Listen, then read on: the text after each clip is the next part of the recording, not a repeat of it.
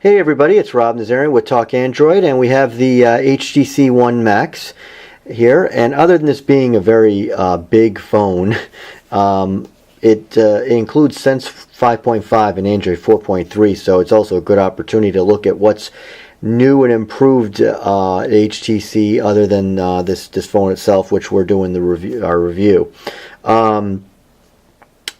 So I want to show you a few things here. Now, at the heart of Sense, it has been BlinkFeed, which I'm showing you here, and it's always at the leftmost home screen. So, but one of the interesting things now that they finally added is the ability to get rid of it, which you can do by just going in and long pressing on your home screen, where you would go in and set up your widgets and all that good stuff and changing the order or whatever of your home screens. You can actually tap on BlinkFeed off or on here. Right now it's on, and you can just tap it and it disappears, and then that's it. And if you want to put it back on, you just come back over here and it will be to the leftmost home screen. That's exactly where it will always reside. The rest of the stuff is pretty much similar to what we've seen in the past.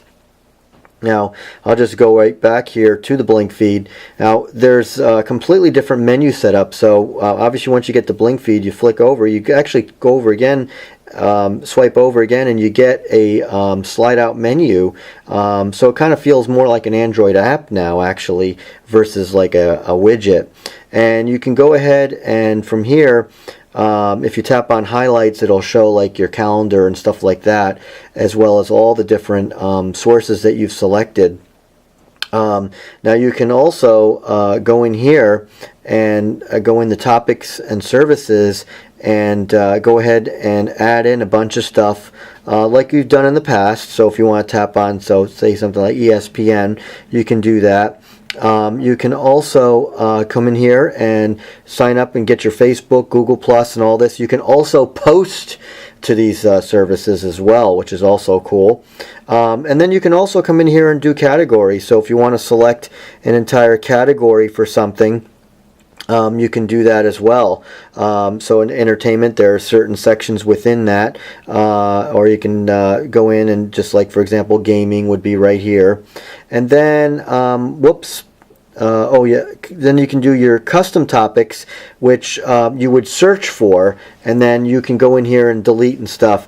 Now, one of the other cool things is you can add an RSS feed to this, but it really doesn't find RSS feeds through search. Like, for example, if I go ahead and type in Talk Android, you're going to find it's going to come up with our Twitter feed, and even my Twitter link comes up as well. YouTube comes up, and some other stuff. So you can do more results within each too and get a whole bunch of different people. But it really doesn't. You can also tap on here and you can view articles and photos within the feed, and you're going to get a whole bunch of different things. You might get articles, you're going to get different tweets from different people and stuff. So it's not really clean to do it that way. And you can, of course, follow anybody's Twitter link in here as well. But in order to add an RSS feed, really the only way to do it, I'm just going to go back out here just to show you a refresh. And now ESPN is going to be on here, should be, and there it is. You can actually just select ESPN feeds or do what you want from here, which make things quick and easy for you. So what I'll do is I'm just going to go to the web, and this works in Chrome or their web. So this is our website here.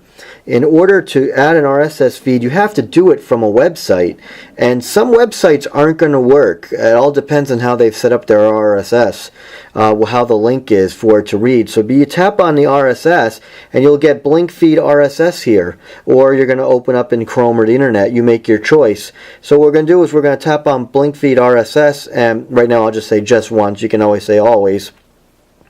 And it's going to load the RSS feed, and this is our RSS feed. And once it's opened and available, of course, you don't have to add it. You can just view it. But I'll go ahead and hit the plus key and or plus icon, and now you just saw the message. It's now been added to BlinkFeed. So now let's go back out and if I go in here, our RSS feed doesn't say Talk Android, it says Android News, Rumors, and Updates. So here it is. Now the other thing is it isn't as clean the way they do the images. That's just part of BlinkFeed. So there you go. You can see RSS feeds right through there. So it's pretty cool that you can add that. It makes BlinkFeed a lot more usable, these new features. I really like it. I like the Twitter, the Google+, Facebook, being able to post, being able to select what you want quickly.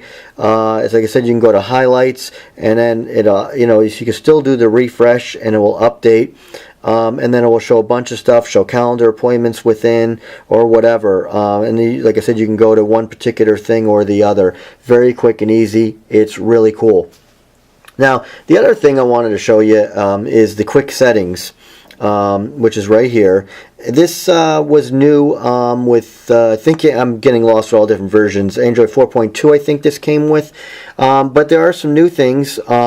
First, you can customize it, and you get some new things here. Do not disturb and fingerprint scan. Do not disturb is... a lot of phones are starting to offer this now. Gives you an opportunity to basically to not be disturbed by phone calls and stuff. So you can just go ahead and quickly toggle it on or off, and you just like that. And you can also hit the three-dot menu here to set it up. So basically what you can do is you can predefine to set it up. So say you go to bed at night at whatever, and you sleep for 6 hours. And then you can tap it for auto turn off, so when you toggle it after 6 hours, it'll then come back to normal ringtones.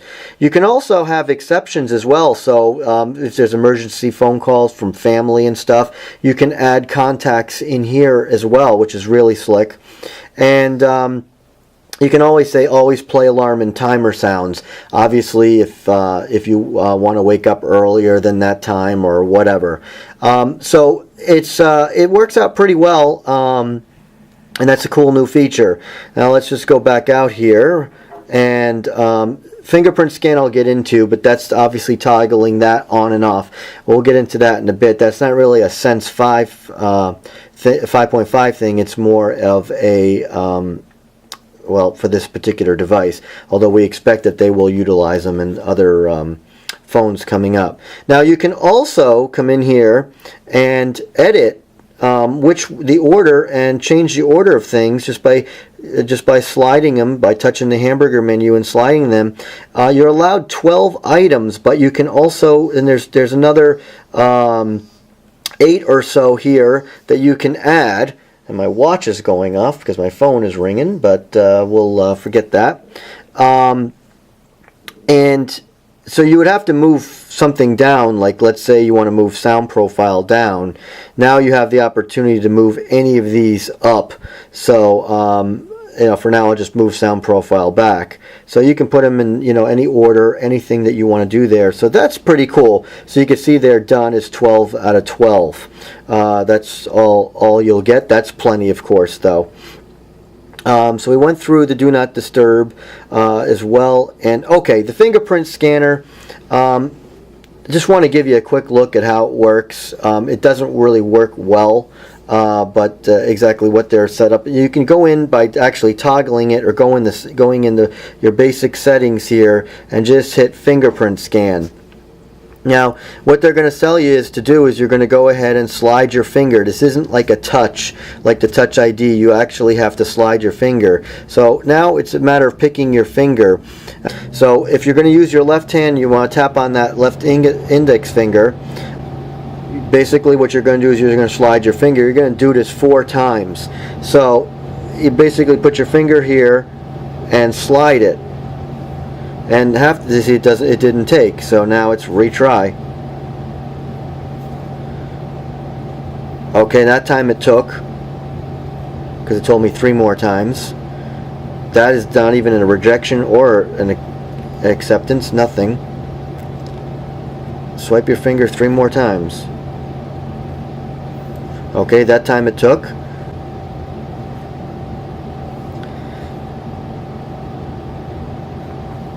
You have to press hard enough, is really what it is. Okay, so now we've got it. It's recorded, and so we hit continue, and then now there's a password that you can do, and I'll just put in QWERTY for a good test password. I don't recommend that password for your own self. Okay, so now it's complete. Do you want to sign in apps? So that's the one thing that's cool about this, is you can do 2 other fingers for apps. No, we're going to cancel on that. So we've got to go back in the fingerprint scan, and then once you go in now, they're asking you to scan the finger you already scanned.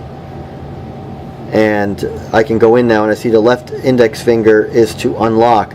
But I can go ahead and add other index fingers for other apps once I do that. I can hit continue and go through. I'm not going to go through the process, and it lets you select an app. So we're just going to hit OK here to stop it. Now let's turn off the phone. Basically what happens is, it's a lot easier if you hold the phone this way.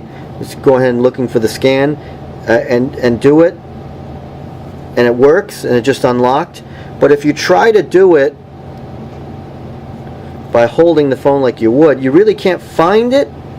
You're not, where is it exactly? So if, let's say you found it and you do it yourself, the finger doesn't really go at the right angle that it really wants, because it kind of bends. You bend your index finger, and it's just not easy. Now that time it worked.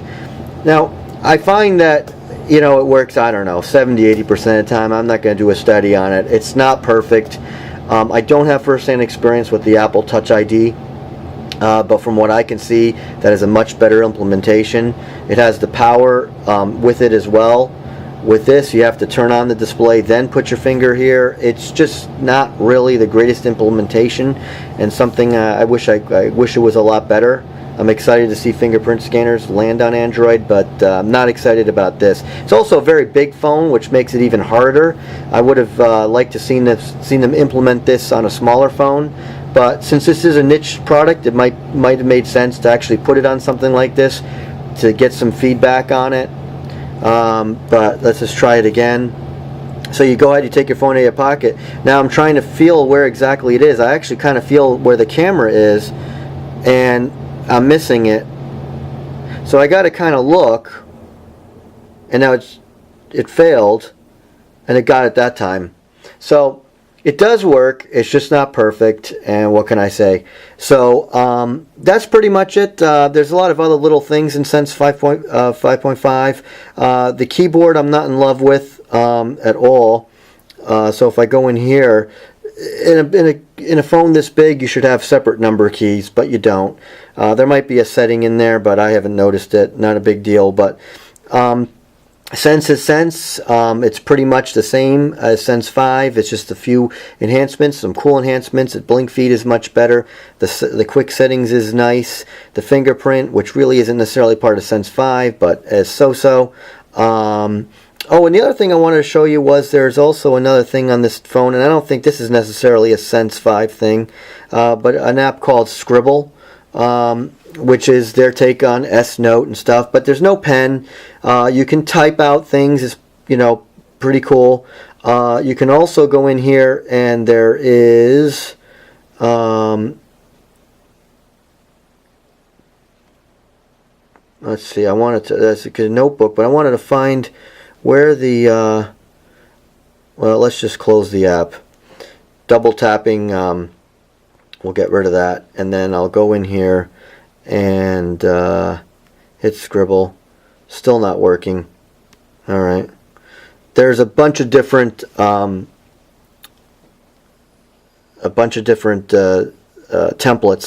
so we'll hit delete here actually. Now let's go in. Usually comes on right on the main screen. There you go. Choose templates. So there's, I don't know, 12, there's, let's see, 6, 12, 15 of them, all kinds here. So you can select whatever. That's Notepad. You've got your different types of pens. You've got different colors. You can do images. You can even do a recording. So this is Rob Nazarian with Talk Android. And so you can add that to the note, and then you can play it. This is Rob Nazarian with Talk Android. So, and you can add a bunch of them, and then of course you can long press on it, I think. You could do it before, yesterday. There is a way to delete that. I'm not really sure how it is now, but I was able to, oh, there it is, delete. And so you can do whatever, change colors, choose different pens, make it thick, and you know, do whatever, make notes, and you can use typing and stuff. So that's a Scribble. I don't know if that's really a Sense 5 thing, but that's on the Max. Obviously, there's bigger devices that like to do those kind of things with. So anyhow, that's the HTC One Max. I hope I helped you out in showing you some new things with Sense 5. You'll get a lot of these things on the HTC One and other devices that, I'm sorry, Sense 5.5. When Sense 5.5 and Android 4.3 hit those devices. So BlinkFeed is going to be just like that, and the quick settings and stuff. So, and the do not disturb. So you'll see those things. So, so anyway, that's it. Thanks for watching. This is Rob Nazarian with Talk Android.